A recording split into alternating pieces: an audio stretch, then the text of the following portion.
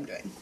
As you can see, I also put, Precious, don't do that. Sorry, my cat is being uncharacteristically a pain in the butt. She's not usually. She's usually a little angel. Apparently the devil got a hold of her today. Anyway, there's this little book lock. God, I hope you guys can see it. I wish I had a... I'm using my phone on this tripod, so... I'll turn it like that a little bit. Can you see? Hopefully. It's just a simple, cheap, again, like $3 on Amazon in scrapbooking. Little book lock like you had when you were a kid on your diary. It doesn't, I mean, it does lock. It comes with keys. I have the keys.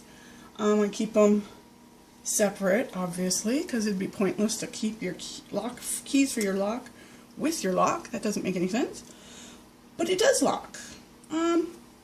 Obviously, it's not a really solid, sturdy, like, it's meant mostly to be decorative. If you gave it a good yank, it would come apart. For me, it's not to keep people out so much as to hinder curiosity.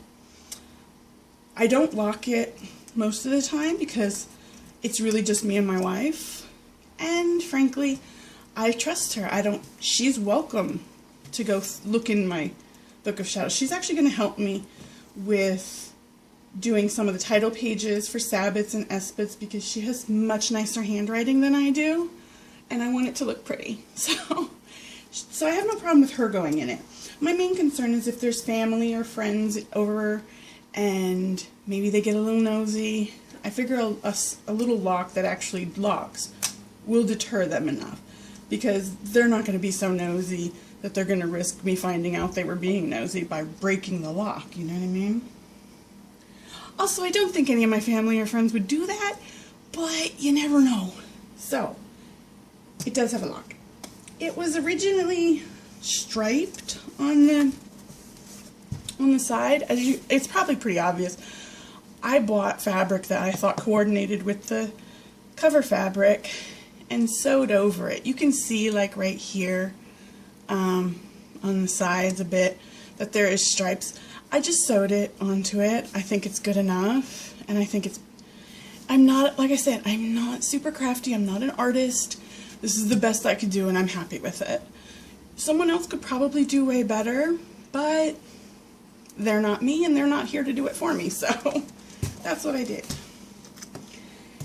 I'm eventually probably gonna around the base because some of the hot glue that I used to adhere it to the book, as you can see, kind of clumped in the front, and I'd like to hide that, so I might take some like peridot or malachite, maybe some, I think malachite would be best, like the little stone chips you can buy, and kind of line them along around the base of the lock. It'd be decorative, and it would be pretty, and it would hide the little, you see the little lump of hot glue right there? Yeah, I don't like that. But I can disguise that. Again, I do what I can do with my limited skills. Precious, what are you doing? You're making noise. She's being so loud. Knocking things around. Sorry about that. She's distracting me. You probably can't hear it, but she's distracting me. So yeah. So, little lock. I am also, as I told you before, and as you can see, aging and distressing the edges of the pages. Now, I mean, it's not like, oh, it looks like aged 10,000-year-old parchment or something. I'm not that good. But it makes, you know, I think it gives it personality. It gives it a little bit of extra something something, and that makes me happy.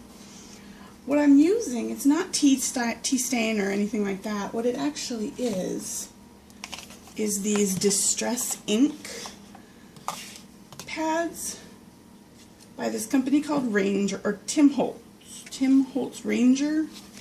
Anyway, this one is tea dye, this one is old paper. I combine them, one over the other, to give it, you know, more of an aged look, gives it some depth. These don't have what I start out doing is I do them all first with the tea dye. This is just tea dye right now. I use the sponge. Basically, I'll show you a little bit how to do it. Super easy. You just take your sponge, get it on the ink pad, and you get a blank piece of paper. Doop-de-doop. There we go. Blank piece of paper. And you just, gosh, I hope everybody can see this. You just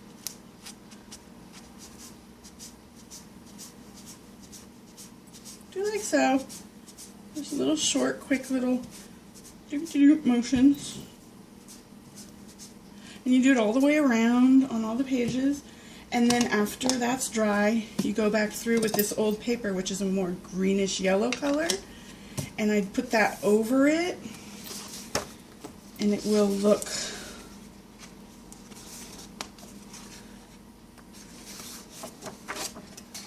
like this, where you can see that it's darker. It's got that greenish tinge to it, which is, I think, nicer and gives it more personality than just the plain old tea dye. So that's what I'm doing. But because there's so many pages, I've literally gotten like not even like a fifth of the way through the book. You can see where it stops and starts on here. So I have a long way to go. It takes a long time. This is a long project, and as such, I have not put,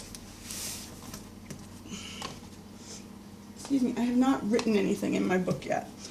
Like I told you before, I'm doing everything right now in my workbook of shadows until this is done. And